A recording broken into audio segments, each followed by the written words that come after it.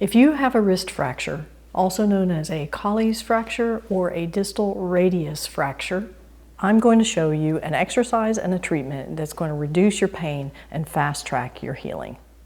I'm Susan Thompson, occupational therapist with over 20 years of experience, and I'm also a Tai Chi instructor. My channel is about bringing happiness and healing to your life. All right, the first thing, I need to shift your focus.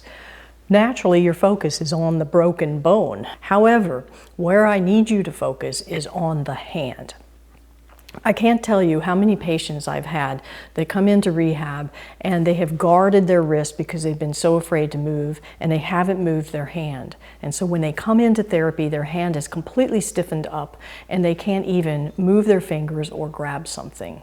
This is really tragic because it is so preventable and it really sets them back in their rehabilitation process. So let's start first by shifting your focus away from this point of injury and into what's happening at the hand. We have two goals that we need to achieve, especially in the first 6 weeks after your injury. The first is we need to reduce swelling. When we reduce that swelling, you're going to have less pain right off the bat. The second goal is that you have to move your hand. So you're going to shift your focus, pardon me, from the wrist to the hand. The second thing is you've got to get rid of swelling and we got to move that hand, but in a very specific way. The first goal of reducing the swelling, you're going to do a retrograde massage. Let gravity work for you, so position your hand in an upright position.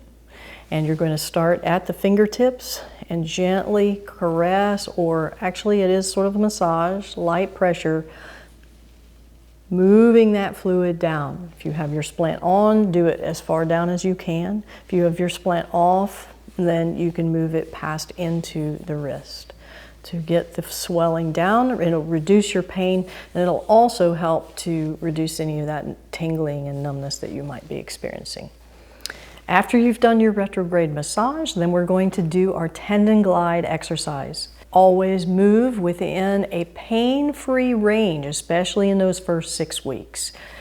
You're going to scrunch, duckbill, fist, unravel.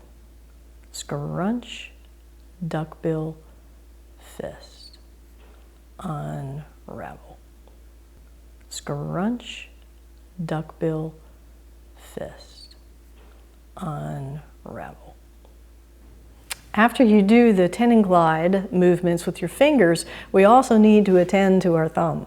That's really important because your thumb is responsible for 60% of your hand function. If you can, reach across and touch fingertip to fingertip. Now, you may not be able to do the pinky right off the bat, so just again, go where it's comfortable and try not to push into pain. You're not really doing any service to your body if you're pushing into pain. So just do a little bit of thumb opposition, and then you can do some circles, easy peasy, nice and light, and then you can hold it and do a little tendon glide at the thumb. All right. So I'm going to show you that bonus exercise next. So thanks for watching this far. And the bonus exercise addresses the potentiality of developing shoulder impingement. Because many of my patients, they've been guarding this and they're not moving normally, or their other side is doing a lot more work, so they develop some shoulder or impingement in either the affected side or the non-affected side. Now let's go ahead and do this other movement, which is based in Tai Chi because I am a Tai Chi instructor. It's really simple. And it appears that I forgot to put my shoes on, so I've got my funny Christmas slippers.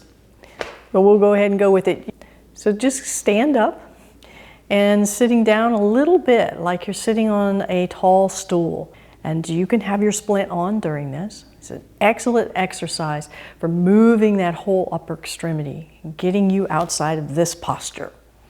So pretend like you're holding a bowl in front of you, and then you're going to scoop around like a big ball, or you're gathering up a big bundle of hay, and lift it up, breathe in, and then you're just going to gently press down And as you press down, feel like your spine is lengthening, lengthening, lengthening, and your joints are all opening. Extremely comfortable feeling. And here we are.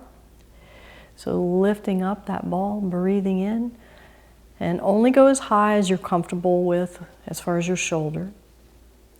And then holding a smaller ball and press it down. And imagine your spine getting longer and you're getting taller. Yes.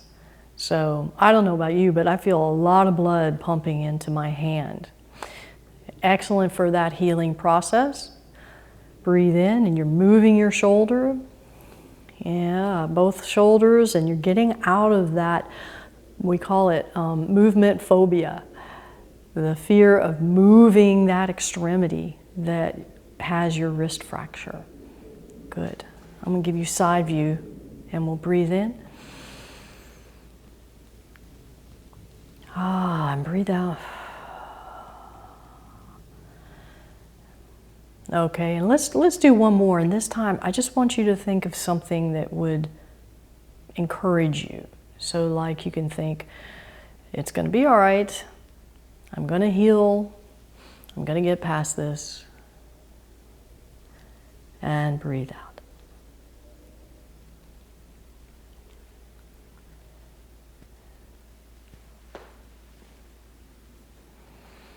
Very good.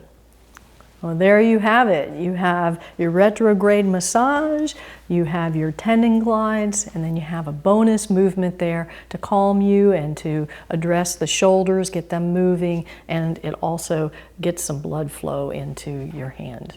I'd really love to hear from you how you're doing with your wrist fracture recovery and if these exercises made you feel better. Also, if you have any questions or need some clarifications, please just leave some comments down there and I will do my best to get back to you. And if you liked this video or you found it helpful, I'd really appreciate it if you would give me that like button and subscribe. Thank you for joining me. I'm wishing you happiness and healing. I like this saying that our body reacts to, I forgot the saying. Oh well, we'll move on. Okay.